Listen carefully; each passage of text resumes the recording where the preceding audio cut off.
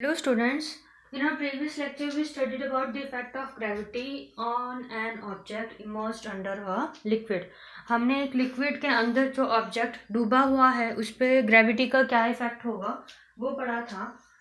आज हम उसी की एक प्रैक्टिकल एप्लीकेशन पढ़ेंगे। एक तरह से उसके प्रैक्टिकल इफेक्ट पे बेस्ड एक प्रिंसिपल पढ़ेंगे, that is your Archimedes principal. Archimedes principal का बेसिक जो है आपको एप्लीकेशन या यूज़ कहाँ पे देखने को मिलेगा, जो आपके शिप्स समुद्र में या फिर ओशियन में डूबते नहीं हैं। वाटर शिप्स जो डूबते नहीं हैं वो इसी प्रिंसिपल की वजह से क्यों नहीं डूबते। तो let us study about that. Archimedes principal जो है वो एक तरह से इफेक्ट ऑफ ग्रेविटी ही है आपका। Late us consider a container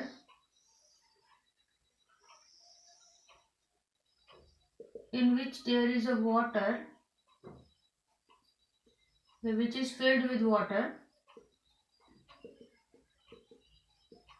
तो हम कंसीडर कर लेते हैं हमारा एक ऑब्जेक्ट है वो इसमें इमर्स्ड है।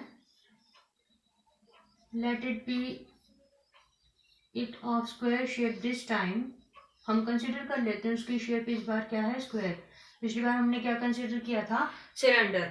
इस बार हम स्क्वायर इसलिए कंसीडर कर रहे हैं ताकि आपको पता चल जाए कि ऑब्जेक्ट का जो एरिया है that has no effect on the pressure exerted by the liquid under the surface of liquid. मतलब कि अगर आपका कोई लिक्विड डूबा हुआ है तो उस पे जो प्रेशर का है या फिर सरफेस का है उसकी फोर्स का कोई इफेक्ट नहीं होता। ठीक है, तो आर्किमिडीज प्रिंसिपल क्या कहता है, जो आपका लिक्विड है जब किसी पानी में जो आपका ऑब्जेक्ट है जब किसी पानी में डूबेगा तो वो उतने ही अमाउंट ऑफ वाटर डिस्प्लेस करेगा जितना उस बॉडी का मास है। ठीक है, कैसे?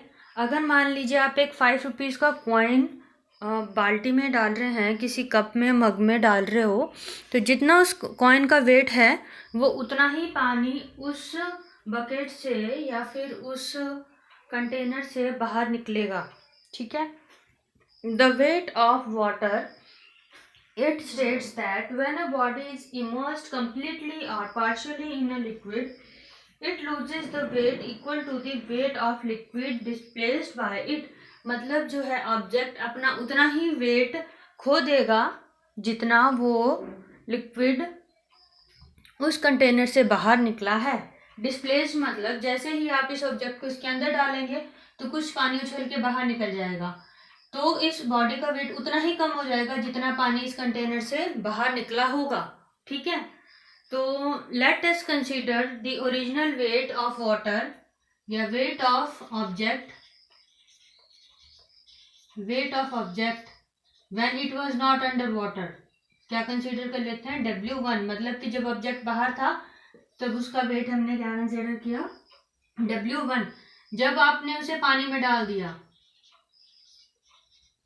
Wait of object under water. अगर ऑब्जेक्ट को आप वाटर के अंदर डाल देते हो तो सपोज कर लेते हैं वो कितना पानी लूज करता है, जो वाटर है किसके इक्वल पानी यूज करता है, W2। और जो ऑब्जेक्ट का वेट लॉस है वो भी किसके इक्वल होगा, let us find out that loss of weight. देखिए जो पानी डिस्प्लेस होगा किसके इक्वल होगा, जो ऑब्जेक्ट का वेट उसके अंदर होगा। ठीक है, तो loss of weight will be W1 minus W2। जो फर्क आएगा वेट में वो क्या होगा, उसका loss of wait.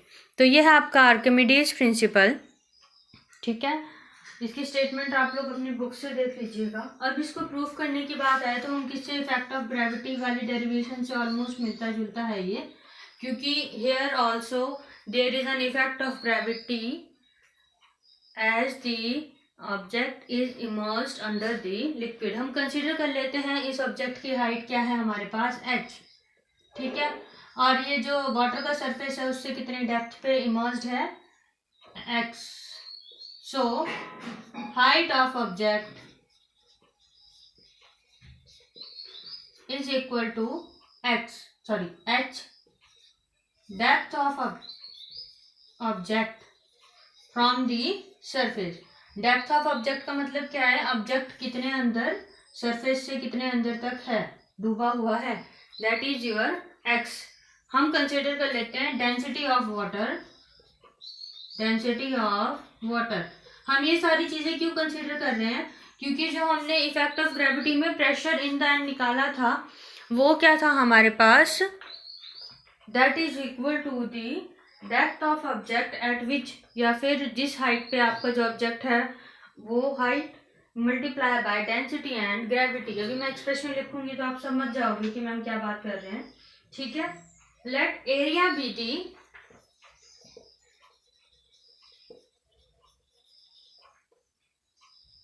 Area of object, ठीक है। ऑब्जेक्ट का एरिया हम ये कंसीडर कर लेते हैं, वैसे एरिया का कोई रोल नहीं है बट फिर भी हम यहाँ कंसीडर कर लेते हैं। तो देखिए प्रेशर एट, हमने वहां पे भी जो इफेक्ट ऑफ ग्रेविटी, हमने वहां पे भी एक फोर्स F1 ली थी और एक फोर्स F2 ली थी, तो हम भी यहाँ लेंगे pressure at upper face of object. Upper face of object पे आपका प्रेशर क्या होगा, देखिए P1 इज इक्वल टू, सबसे पहले जो इस पॉइंट की, इस सरफेस की जो डेप्थ है सरफेस ऑफ लिक्विड से वो क्या है, x, ठीक है। डेंसिटी ऑफ वाटर रो और acceleration due to gravity g, ये हमने वहां पे फाइनल एक्सप्रेशन फाइंड आउट किया है इफेक्ट ऑफ ग्रेविटी में, ठीक है। नेक्स्ट है आपके पास प्रेशर एट पॉइंट या फिर at lower face of object. अब देखिए लोअर फेस की जो आपके पास यहाँ पे हाइट है वो क्या होगी, h प्लस एक्स, टोटल होगी ना सरफेस से, that will be equal to h plus x. तो प्रेशर एट पॉइंट या फिर at lower surface will be given by x plus h rho g. हमने यहाँ पे कुछ नया नहीं लिखा, जो हमने इफेक्ट ऑफ ग्रेविटी में प्रेशर की इक्वेशंस फाइंड आउट करी है हमने बस वहां से आज स्टार्ट किया है, ठीक है। तो जो थ्रस्ट होगा, thrust is your force exerted, perpendicular force exerted by the water on the object, ठीक है। थ्रस्ट आपको पहले ही मैंने इंट्रोड्यूस किया था, thrust is the perpendicular force applied by the particles of liquid on the surface of object, ठीक है। तो यहाँ पे हमारे पास thrust can be given as force ही है, तो force आपके पास क्या होता है, देखिए ये आपके पास यहाँ से आएगा pressure is equal to force upon area and force can be given as pressure into area, that is why we considered here area, ठीक है। तो force आ गया आपके पास P1, तो F1 कौन सी आ गई आपके पास, thrust at upper face, so F1 will be equal to P1 into a. P1 क्या है आपके पास यहाँ पे, x rho g into a, that is equal to x a rho g या ax रो g, आप कैसे भी लिख सकते हो, ठीक है। At lower face, now thrust at lower face can be given as F2, that is equal to P2A। P2 क्या है आपके पास, x plus h रो GA, ठीक है। So this is the force at the upper end, these are the force or thrust at the upper and lower face of the object, ठीक है।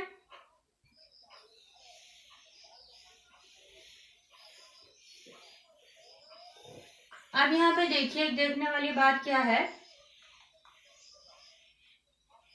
At lower face, lower face पे क्या है आपका जो object है उसकी, उस पे जो वाटर की फोर्स होगी वो ज्यादा होगी, क्यों, क्योंकि देखिए जो पार्टिकल ऑब्जेक्ट का वेट है एक तो वो है और उसी के इक्वल एक ऑपोजिट फोर्स लग रही है, तो ऑब्जेक्ट का वेट और पार्टिकल्स, वाटर पार्टिकल्स का जो फोर्स है वो दोनों कंबाइन होकर लोअर फेस पे क्या एक एक्सटर्नल या फिर एक एक्स्ट्रा फोर्स अप्लाई कर रहे हैं, that is therefore F2 is greater than F1। Normal सी बात है, जनरल सी बात है, देखिए अपर फेस में सिर्फ वाटर पार्टिकल्स का ही इफेक्ट है, तो फिर फोर्स क्या है, due to only water particles, but at lower face object force is due to object's weight, जो ऑब्जेक्ट का खुद का वेट है उसकी भी फोर्स है, और जो वाटर पार्टिकल्स हैं ऑब्जेक्ट के, वाटर पार्टिकल्स हैं जो, उनका भी फोर्स है। लोअर फेस पे ऑब्जेक्ट के वेट की भी फोर्स है, ऑब्जेक्ट का खुद का भी वेट है, लोअर फेस पे पूरे ऑब्जेक्ट का भी भार है, और वाटर के पार्टिकल्स का भी भार है। तो फोर्स एट F2 पे जो फोर्स है वो बड़ी है किससे? F1 से। जो नेट थ्रस्ट है, नेट थ्रस्ट, देयरफॉर जो हमारा नेट थ्रस्ट है वो क्या आएगा, हम उसे U से डेजिग्नेट कर लेते हैं। U is equal to F2 minus F1। ठीक है। नेट थ्रस्ट क्या है यहाँ पे? जो फोर्स एक्चुअल में वाटर ऑब्जेक्ट पे लगा रहा है। देखिए F1 अपर फेस पे, F2 लोअर फेस पे। अब हम क्या है, जो ओवरऑल इस ऑब्जेक्ट पे, कंप्लीट ऑब्जेक्ट पे फोर्स लग रही है, हम वो फाइंड आउट कर रहे हैं। That is your net thrust. तो F2 आपके पास क्या था, x plus h a rho जी। ठीक है। और आपके पास F1 था minus a x rho g. तो ये ब्रैकेट ओपन कर लेते हैं, x a rho g plus h a rho g minus a x rho g. तो आप ये दोनों टर्म्स ध्यान से देखिए, a x and rho g. So you have is a h rho g. This is your net thrust, मतलब कि force applied by the particles of liquid on the object. ठीक है। नेट थ्रस्ट क्या है? जो force applied by the particles of liquid on the object will depend upon area of the object, height of the object, density of the liquid and acceleration due to gravity. ठीक है। अब यहाँ पे हमारे पास जो वॉल्यूम है that can be designated as a h. ठीक है। वॉल्यूम, डेंसिटी, यहां से आएगी आपके पास density is equal to mass upon volume. Okay. So here mass can be given as, volume can be given as m upon d। Let me, देखिए यहाँ पे जो ए एच है उसकी जगह हम v सब्स्टिट्यूट कर सकते हैं। अब वो कैसे? देखिए area into H,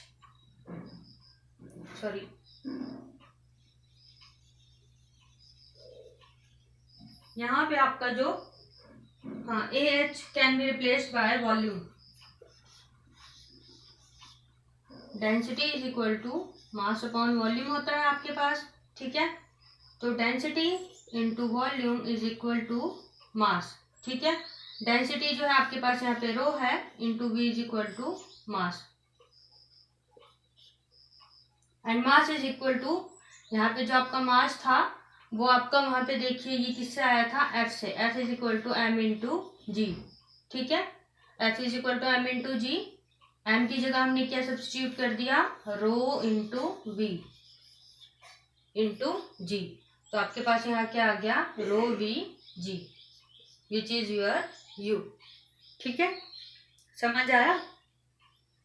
density is equal to mass upon volume से हमने m की वैल्यू फाइंड आउट करी, और जो फोर्स का हमारा फॉर्मूला है h is equal to normal formula m into g उसमें पुट कर दिया। We have here is rho v g.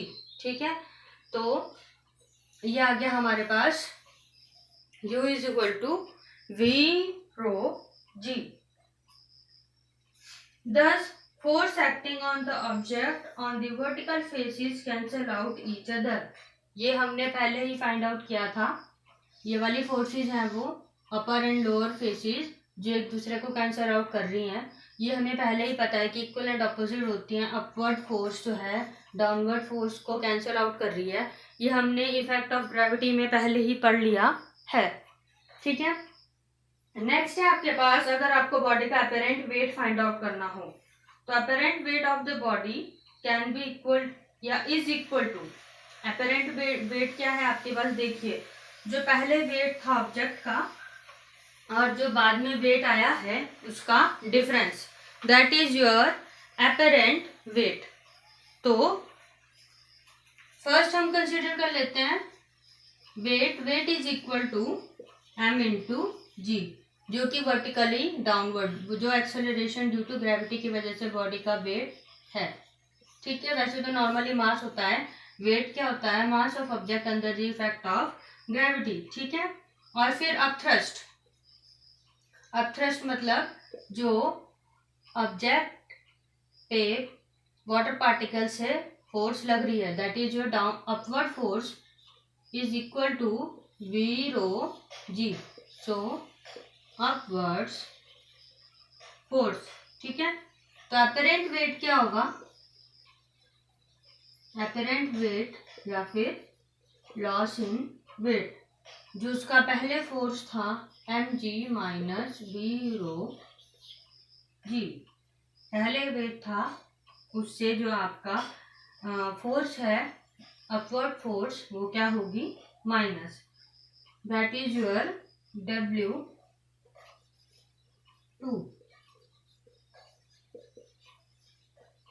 ठीक है, W1 will be that is equal to minus v rho g. यहाँ पे अपरेंट वेट क्या है, देखिए जो W1 है वो वेट कौन सा है, यहाँ पे weight applied at weight of the object when there is only upward force। W2 कौन सा है, weight of an object when there is an effect of gravity and particles also। तो जो apparent force weight था due to Archimedes principle या according to Archimedes principle, that will be equal to W1 minus W2 is equal to mg minus v rho जी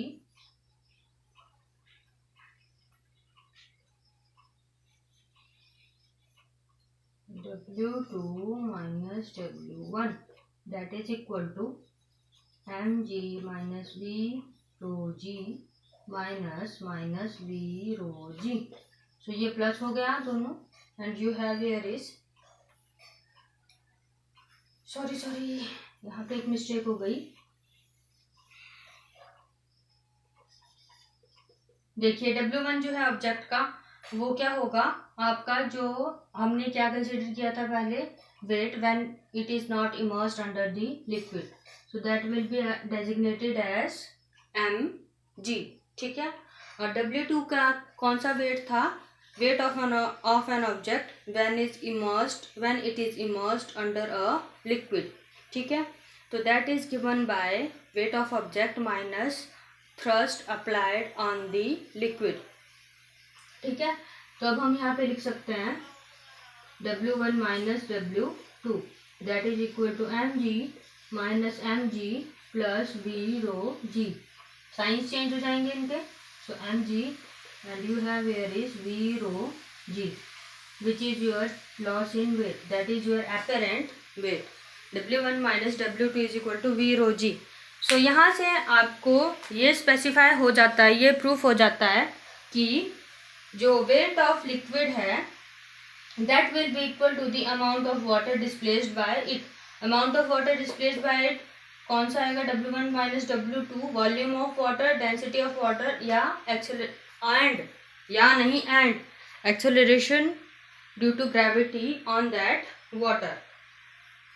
ठीक है, दस emerging a body inside a liquid, the weight of the body apparently decreases and amount equal to the weight of the liquid disappears। ठीक है, ये जब आप एक body को पानी के अंदर डालेंगे तो उसका जो वेट है वो क्या हो जाएगा, डिक्रीज। कैसे डिक्रीज होगा, देखिए यहाँ पे डिफरेंस आपको इजीली दिख रहा है। पहले क्या था, mg, किस फैक्टर से डिक्रीज हुआ, जो इतनी फोर्स उस ऑब्जेक्ट पे वाटर पार्टिकल्स लगा रहे हैं। ठीक है, so this proves your Archimedes principle, that is the amount of liquid displaced is equal to the volume, amount of liquid displaced is equal to the apparent weight of the object। So this was your Archimedes principle. Next lecture में हम Archimedes principle के applications पढ़ेंगे. So thank you. This is all for today.